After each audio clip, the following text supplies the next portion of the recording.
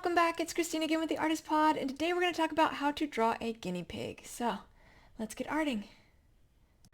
Alright, so here is the guinea pig, already sketched out, and we're just going to hop right in.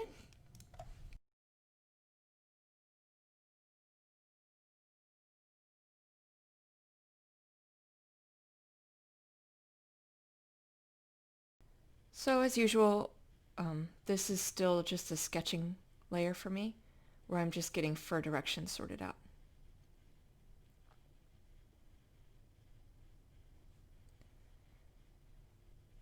And every guinea pig looks a little different, so that makes it easier to draw because there's some freedom as to how, you separate the coloration. You're not bound by a very specific, there's not stripes in a certain place or a certain color in a certain place. There.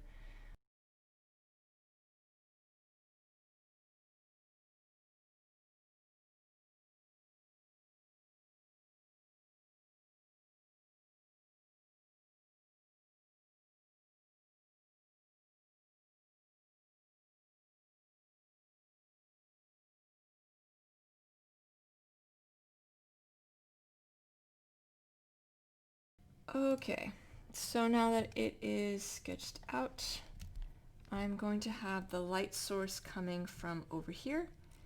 So we're just going to add the highlights and shadows accordingly. When I'm doing highlights and shadows, I tend to start by the nose. It just seems like a good central point to start with. The hair by the nose of most animals is shorter, even on long hair animals. Typically the nose by the hair in the mouth is going to be a bit shorter than everywhere else, and then it extends, or it gets longer as it sort of fans out away from the nose. So I have a habit of starting there because that kind of making the smaller lines is a little more tedious, and making the longer ones makes things go a lot quicker. So I prefer to start where it'll take longer to do.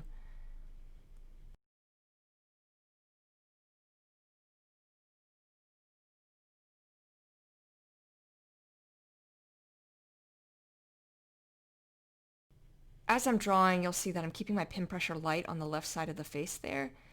That helps me sort out the highlights after it's in place so that I can sort of fan it out better. And you can see that's what I'm doing there, right? Like I'm starting to fan it in. Because the nose is flush to the face, there'd be some highlight on that cheek.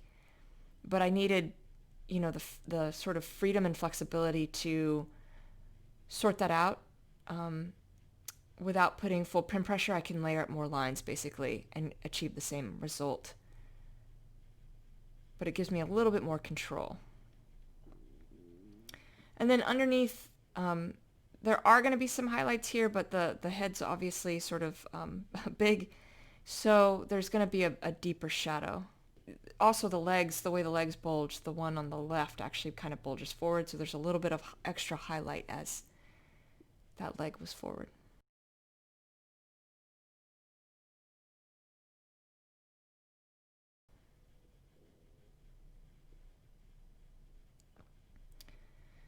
Now as I'm sketching around the eye, I make several adjustments because I realized the left eye was bigger than the right eye, and so I had to fix that.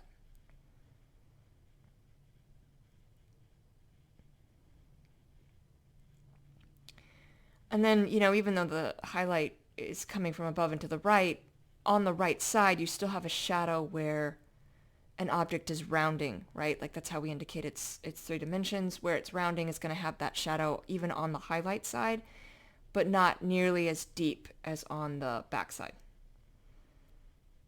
It's going to go into highlight relatively quick. And again, here I'm doing the same thing. I'm very lightly adding the pen pressure so that I can sort out exactly where the highlights would transition to shadow, and it makes it less jarring, right? It gives me some control to sort of feather out the highlight.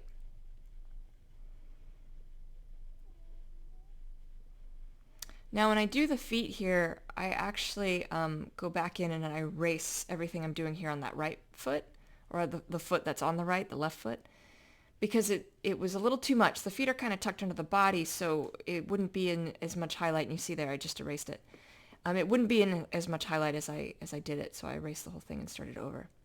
And the ears on a guinea pig, they flap over, so they won't be as bright as in other animals' cases. And then I'm adding the whiskers. The whiskers add a nice little detail.